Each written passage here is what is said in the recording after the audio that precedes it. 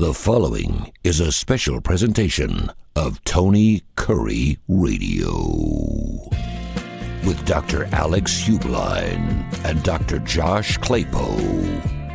This is Adapt or Perish. Welcome to Adapt or Perish, along with Dr. Alex Heublein, president of Adaptigent. I'm Dr. Josh Klapow, and today we are talking about not the shortage of toilet paper, not the shortage of milk, not the shortage of why is there no preserves in the grocery store? It is the strangest things that we're not seeing because of supply chain and distribution issues. We're talking about probably the most important one.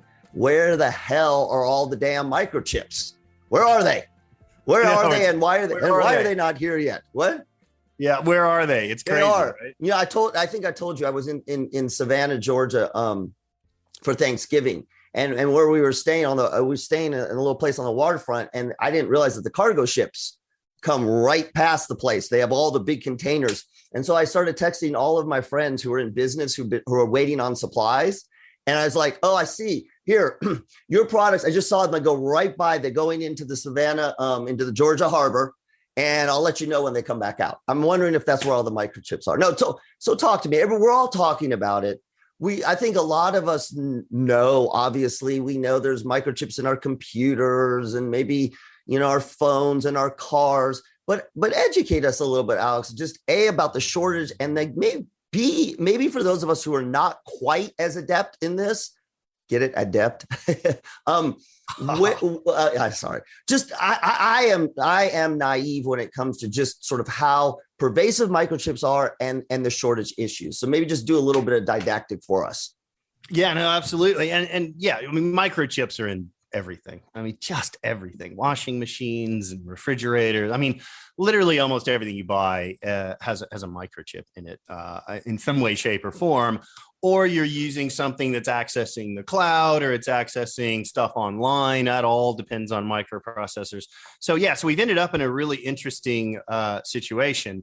And I think it's maybe a little bit different than the toilet paper shortages or the cream cheese shortage. That was the big one over Christmas, right? Nobody could get cream cheese. Yes, that was so funny. No idea why.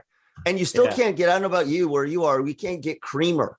Creamer is like, they're rationing creamer. But cream cheese is back. Yeah, it just came back like a couple of weeks ago. Like we actually have cream cheese for the first time. And it's funny because, you think back, like who would have thought that's one of our big worries in 2022? Where the hell are we going to get all of our cream cheese and creamer for our coffee from, right? Literally no one would have thought that. Now, I don't know what's happened with the cows or what. I don't know what's going on. I'm not an expert in cream cheese or creamer. But I think the microchip shortage is a little bit different. I think a lot of the shortages we've seen have come from there's a couple of reasons behind it. One of them is that, with toilet paper and things like that, we just saw people panic buying stuff for whatever crazy reason, right? I don't know how we got into we're all going to run out of toilet paper.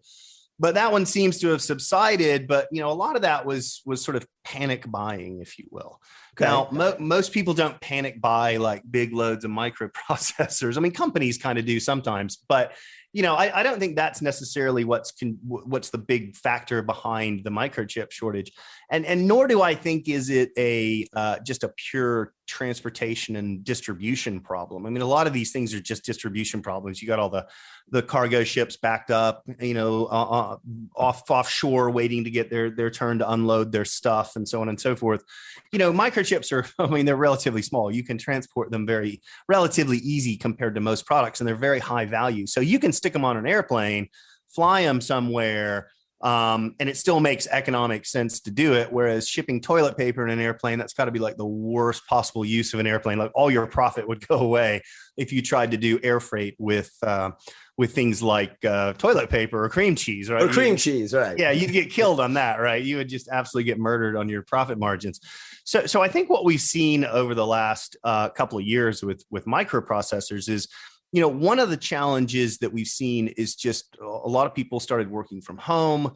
There was this big demand in microprocessors from people buying new laptops and webcams and monitors and keyboards and whatever, right?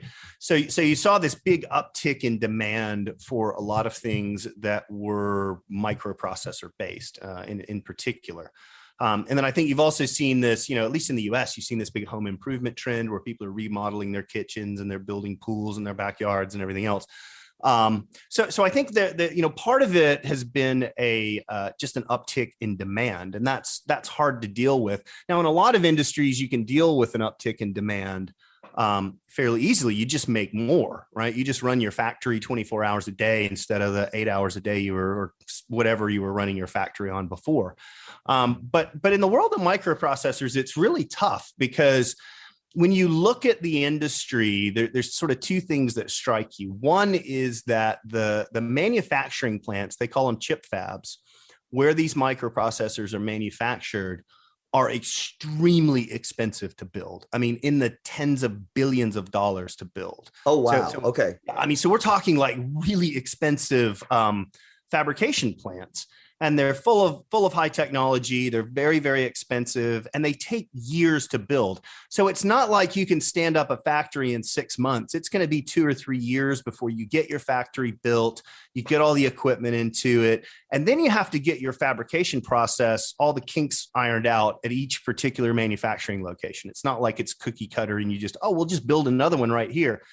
So these things are expensive. They take a long time to build. So if you see a big uptick in demand, there's not a lot of extra global capacity or the ability to build more fabrication plants overnight or even in a few months.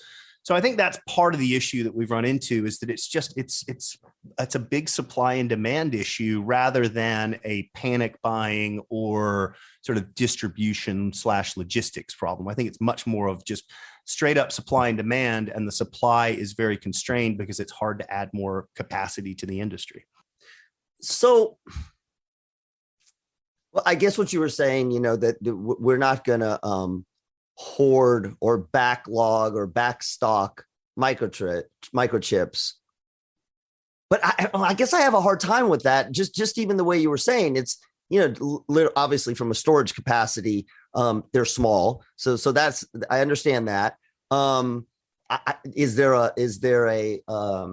life, a lifespan on a microchip that we would need to be worried about? I guess my question is, why haven't companies, kept more on in supply, or have they, and just, again, they didn't anticipate a 2-year-long global pandemic?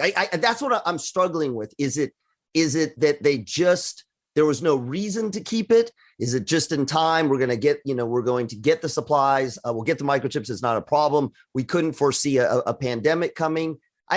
Alex, a lot of my work was in sort of disaster preparedness in public health. And, we didn't see 9/11 coming. Those of us who live in the South, we didn't really see Katrina coming, but we kind of did. And so now we're rethinking it. Why haven't we stocked up? Why didn't we do that? Yeah, well, I mean, I think there's a couple of reasons for that. One is that, a lot of companies back in the 90s, this trend really started to take effect, was this idea of just-in-time inventory. Mm-hmm. So manufacturers said, well, you know what, we keep all this inventory of raw materials on hand, whether it's microprocessors or it's whatever I need to manufacture my finished goods. And they had these big warehouses there where they would keep, some number of days of supply of this stuff. And they would buy it from vendors and warehouse it and then use it in their manufacturing operations. And then, somebody came along and said, why are we doing this? Why are we the ones that are managing our own inventory and paying all this money to hold all of this inventory and taking up a lot of our capital to buy inventory? Why don't we shift the burden onto the suppliers? So suppliers, you guys go warehouse this stuff, do whatever you have to do. All I care about is that I need this many microchips or this many whatevers on this date, because here's my manufacturing schedule and I'm going to make this many finished goods out of it. So they kind of shifted the burden onto the suppliers in this idea called just-in-time inventory. We'll deliver the inventory to you the same day or the day before, maybe a couple of days before, that you're going to need to manufacture stuff over the next couple of days. And so that worked out great for a lot of companies because it reduced their inventory levels, it reduced their carrying costs, freed up a lot of capital to go back and invest in their plants and their people and so on and so forth. So I think that's a big part because now when you have a supply chain disruption, all of a sudden you don't have 2 weeks or a month's worth of inventory on hand. You've got like 2 days of inventory. And if those suppliers can't keep refreshing your inventory, well, guess what? You have to shut the factory down because you've got nothing to make now. And so I think we've seen that in a lot of different industries is just-in-time inventory kind of came around to bite, I think, a lot of companies. And then the ability to communicate with their suppliers really effectively, here are my current inventory levels, here's what I need. Some of those capabilities aren't where they need to be either. So I think that was a big part of it, right? We moved to just-in-time inventory. Most manufacturing industries did it. And I think when you have something like a global pandemic take place where you've got supply chain shortages, they got a bit burned by that decision. I think the second, go ahead. No, go ahead. I think I know. Sorry, our minds are melding. Go with your second, because I think this is going to be my question. Go for it. Well, and I think the second challenge that you run into is that when you look at what happened at the beginning of the pandemic, a lot of people, myself included, thought we were about to go into a really, really terrible recession. Maybe as bad as the Great Recession. And so unemployment went to 15% or 16% or whatever it was. Huge disruptions to everything in society because of the pandemic. And so what a lot of companies did, particularly automobile manufacturers, but they're not the only ones, is they cut their forecast for the need for microchips. So, they had some capacity lined up. They said, you know what, let's reduce that capacity by some amount because we don't think the demand's going to be there for our vehicles. And they got burned on that as well, because it turns out, you know what, people, over the last couple of years, people have bought heaps of cars, right? I mean, the used car market is nuts right now. I mean, it's absolutely crazy. So I think part of it was a lot of industries were very dependent on this just-in-time inventory idea. And a lot of industries cut their forecasts for needing chips. And so other people jumped in to take the capacity that was freed up by these guys. And so there are a lot of industries where we're seeing is that are dependent on microprocessors. They got burned both from a just-in-time inventory standpoint, and then they got burned because they cut their forecast for their need for microchips, when in actuality, they needed to have increased it, but no one knew what was going to happen. But say that last part again. So I understand them cutting the forecast. But you said other companies sort of jumped in, companies that didn't cut their forecast, so they have microchips. I mean, is that? Yeah, exactly. They saw demand increasing. So think about it, right? The automobile manufacturers said, well, we're probably not going to sell as many cars this year or next year. So they cut their forecast. But then other industries were taking off, like graphics cards and webcams and laptops and so on and so forth. So those manufacturers said, some capacity's freed up. Let me take that capacity so I can build more laptops or webcams or really nice microphones like you and I use to do this show, right? That's right. So they saw this uptick in demand based on the pandemic. They took the capacity, and now a lot of the industries that cut their forecasts or gave up their capacity that they had reserved are in a lot of trouble right now. And so, it's one of those situations where no one quite knew what was going to happen. Some people bet that it was going to get really bad. Some people said, no, actually in my market, we're going to do really, really well here. And so they bought up the additional capacity that the other industries freed up. And that's why we're seeing some items are really easy to get. And some items like cream cheese or whatever, I mean, it's not dependent on microprocessor, but like buying a new car is really, really hard. And you're paying top dollar for them now because of that cut in their forecast. So we talked about sort of the receivable part of it, but the production of it, you feel like the production itself, the negative impact is nothing more than what we saw across the board.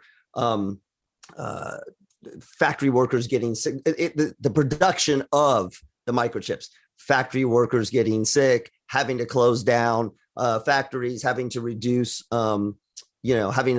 production because of COVID. I'm trying to tease out now because of COVID versus the anticipation or less requests because their customers were thinking they needed less, or is it a little bit of both? I think it's a little bit of both, but I haven't seen any data that says that the chip fabrications are running at less than full capacity because of they can't, the workers are getting sick. I haven't seen any data that says that. What I have seen is that these guys are flat out. They are making microprocessors as fast as they possibly can, right? They are running round the clock. All of the fabrication capacity right now is filled up. And people don't realize how concentrated of an industry this is. I mean, if you go look at the top 3 microprocessor manufacturers in the world, you've got a company in Taiwan called TSMC, you've got Samsung in South Korea, and then you have Intel in the United States. Those 3 companies represent the majority, I don't know the exact percentage, but the majority of the advanced chip fabrication capabilities in the world. And so it's an industry where it's not like there's 1,000 little players or even mid-sized players that could maybe expand or take it on. You've got these 3 really, really big players, and there's a couple of others, but those 3 are by far the biggest ones. And those guys are running flat out. They can't build these fabrication systems fast enough. They can't build new plants fast enough to meet demand. I mean, Intel, I think last week just said they're going to invest $20 billion in a chip plant in Ohio. I mean, $20 billion. I mean, just think of how long it takes to build anything that costs $20 billion, right? That is an enormous amount of effort, an enormous amount of complexity. So I think the challenge is really, it's not so much that the pandemic has caused them to have a worker shortage or whatever, like we've seen in some industries. I think it's just flat out, they just don't have the capacity and they can't bring capacity online quickly enough. I don't know how much you know into this. Are the prioritization, like any other industry, of who gets the microchips? I got to assume when it comes to microchips, it's not just, well, you ordered first, you're the 16th person in line. I'm thinking, my gosh, I'm thinking hospitals, defense, sort of essential services. Is that also part of the problem? By the time you get to even just a car manufacturer, but we're sorry, we've got to make sure these are all going to our hospitals and they're going to, basic infrastructure for communities. Does that play into that at all?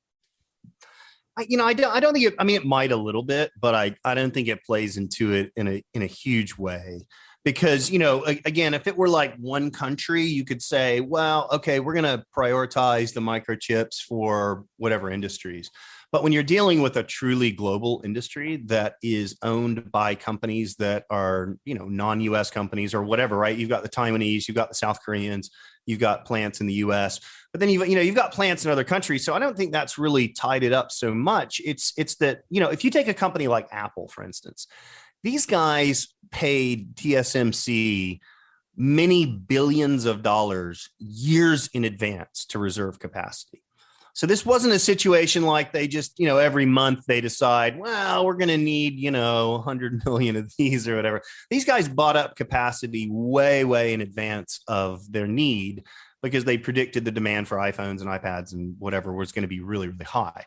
So these guys buy capacity many months and in some cases many years in advance because they know they're going to need it, right? They know that they're going to have to have some at least some baseline amount of capacity with these fabricators. So I think that's part of the problem, though, is that if you don't get in line early, you're not getting in line at all. And if you get out of line, like some of the auto manufacturers did, you're not getting back in line for a long time. And so it's an unusual dynamic. Most industries aren't like that. If I need more of whatever it is, I can source it from lots of different players in the industry. There's many different manufacturers I could go to and they all compete with one another and so on and so forth. Now we got a situation where the entire global capacity is overtaxed right now. And until a lot of the new chip fabs come online, we're probably going to be in this boat for at least several more months, I think. Okay, so now let's since this has been like 20 minutes of doom and gloom, let's pivot. I was just thinking about, sort of the idea of adapt or innovate. What is this sparking? I mean, is this sparking new industry? Is this is it just, are the manufacturers just too big for anybody else to get into the game? Is it sparking new, I don't know, distribution channels? Is there anything that is, that this is creating from an innovation standpoint that you're aware of, given the situation that we're in? Or if not, do you anticipate, is there anything that you would anticipate that might change as a result of this? Again, just like sort of disaster stuff, after it happens, we come up with all these amazing ideas. Where do you think this is going, and what have you seen? That's a broad question. So I think there's 2 or 3 angles we can take on this, right? And not to even add more doom and gloom. One of the challenges that you see is that a really high percentage of chip production in the world takes place in 2 countries, Taiwan and South Korea. And those are not the most geopolitically stable countries in the world, right? You've got China flying fighter jets over Taiwan, saying, "Hey, we're gonna take back Taiwan at some point and reincorporate it into the motherland or whatever." And then you've got the North Koreans sitting on the South Koreans' border. So you kind of look at this and you say, "Wow, this could really get a lot worse really quickly if things were to happen from a geopolitical standpoint." A huge amount of capacity could get taken offline literally overnight. And so that's a big worry, I think, for a lot of people in the industry. And I think that's why a lot of these companies are trying to innovate by spreading out their manufacturing. So now they're building a lot more plants in the US, even the Taiwanese and Samsung. These guys are out there building plants in places that are more geopolitically stable, so that they've got the ability to continue to manufacture. So I think we've seen a proliferation, a larger proliferation of some of these chip fabrication plants. So I think that's one. I think the second thing that we've seen is I think this has actually enhanced the move to the cloud. So a lot of companies, they would say, well, we're going to have everything in our own data centers, and we're going to go buy servers and set them up in racks and so on and so forth. But I think a lot of companies have finally said, you know what?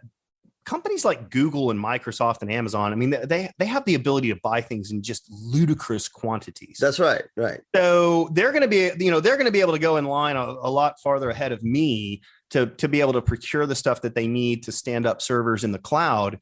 And so, I don't think that's necessarily the driving factor. I think the move to the cloud has been going on for quite some time, but I think the chip shortage has just helped accelerate that move to the cloud. Now, I think the third thing is, conversely, a lot of people are just hanging on to what they've got. They're saying, you know what, this stuff works well enough. We can get a couple of more years out of these servers. Or in the case of legacy systems, they were looking at, a lot of companies were saying, well, maybe we should move off of some of these legacy systems. I think some of those companies are saying, you know what, let's just stay put for now. And when the situation improves, then we can sort of undertake those plans. But we saw a lot of people put on hold a lot of their plans to move off these legacy systems. And they said, no, we're just going to keep them. They're reliable, they're secure, they're stable, they do their job. Let's keep them for a bit longer until this whole global chip shortage starts to subside. So I think there's a lot of factors, a lot of reactions to what's going on in the marketplace right now. And I think that's that's a sign of good adaptability and innovation.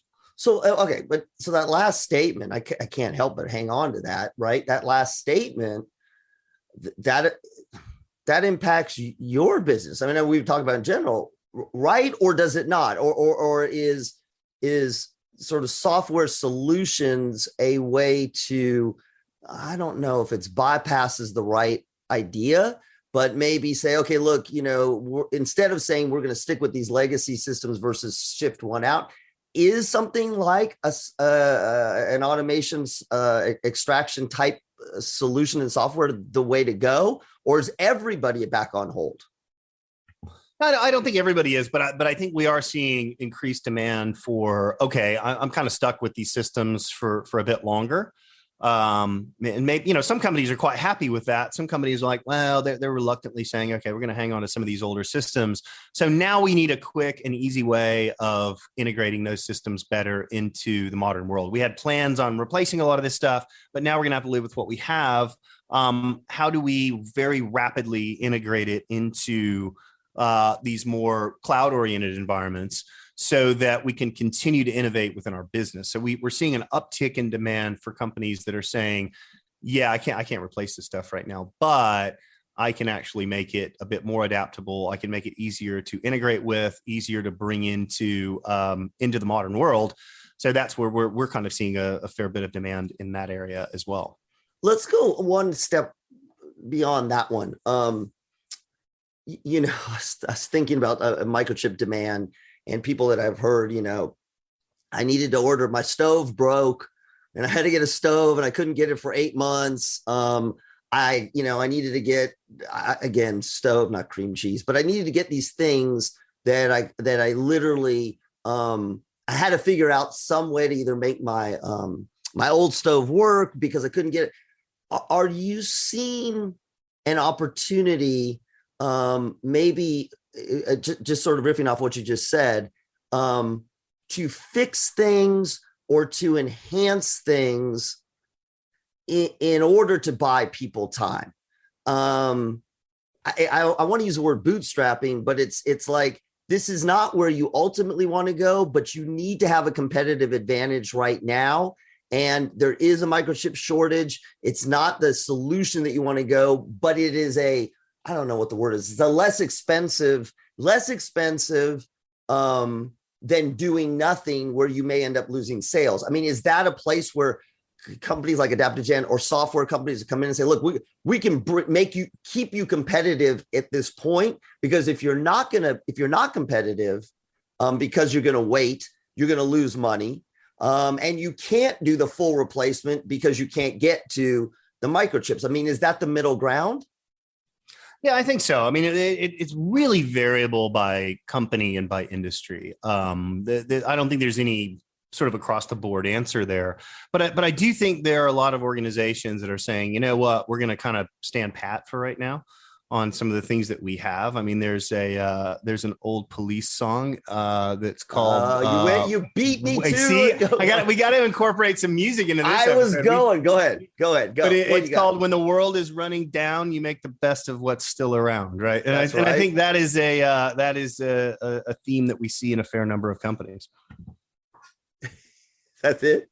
That's where you're gonna stop. There you go, man. Well, come on. What? I thought you were gonna put it. There's nothing. Music into this show and the whole bit, man. I mean, oh my gosh. Come out of me, man. Well, that's okay. So here's the other thing I was thinking about. Then let's go the music route. There are times when you can't innovate. Are there times when you can't? See, music will never play into that, will it? I was going to say, are there times where you can't innovate and push forward because there's just no ability to? But I guess with music, that's not the case. You always can, right? There may not be no market for it, but you're never stuck. I mean, your electric guitar is going to it needs a microchip. I guess you can't get a new one. Well, I tell you, I read an article the other day that amps.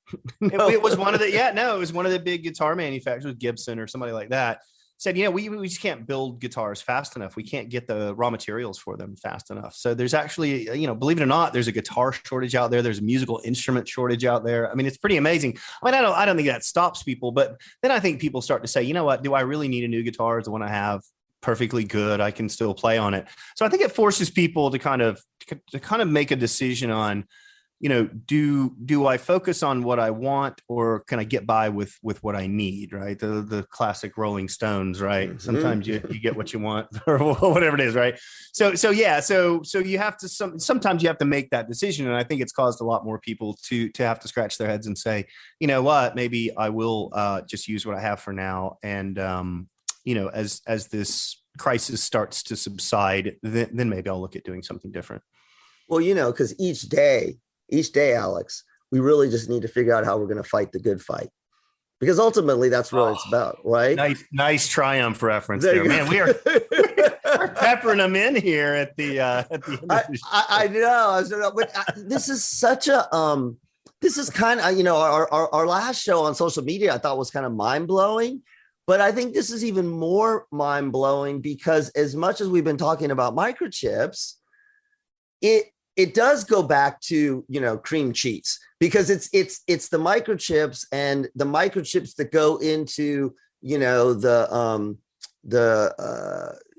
equipment that produces the cream cheese that gets distributed. I mean, I was even thinking about issues around trucks and long haul trucking. And I watched a show about the not being able to figure out which containers go where. And I think one of the things that's super interesting about this is it's easy for a lot of us who are not in this giant industry, not in big business, to go, oh, microchips, I work from my house and I got my computer and whatever. But it is in many cases it's the heart of some of the supply chain issues. Correct? I mean, I know I'm bringing up a topic at the end, but is it so? It's not just that we don't have microchips; it's that we don't have microchips that go into this thing, that goes into this thing, that communicates with that thing, that ultimately gets my damn toilet paper to me. Exactly. Yeah. And so it affects things in ways that most consumers just can't see directly. They see the impact of it. Oh, there's no cream cheese, or there's no toilet paper. But the microchip shortage has really affected almost every industry out there, whether people realize it or not. Now, obviously there's the high profile ones like automobile manufacturers or trying to buy a laptop or whatever it is. But it affects a lot of different industries. And I think that, it's just like we talked about in the last episode. With every sort of technology innovation or business model innovation, there's great upsides, but there's also unforeseen downsides. And being able to adapt quickly to those unforeseen downsides is really what makes the difference in a lot of industries and in a lot of businesses. So being able to move quickly, to be able to say, okay, we've got a problem here, but we know what we're going to do about it, and we can execute faster than our competitors can. That often can be the difference between success and failure, or survival and perishing as a company. Absolutely. All right, guys, that's all the time we got. Again, these are two topics. Our last show and this show, I think we're going to revisit both of these because it makes us think so much broader than just the microchip, the toilet paper, and who's on from our last show, who's on social media, all the way down to production of Gibson guitars and any other guitar industry. All right, that's it. All the time we have today for Adapt or Perish, along with the microchip guru as well as rock guru, Dr. Alex Heublein. I'm Dr. Josh Klapow. Make sure you stay tuned to Tony Curry Radio for the next episode of Adapt or Perish. This has been a special presentation of Tony Curry Radio.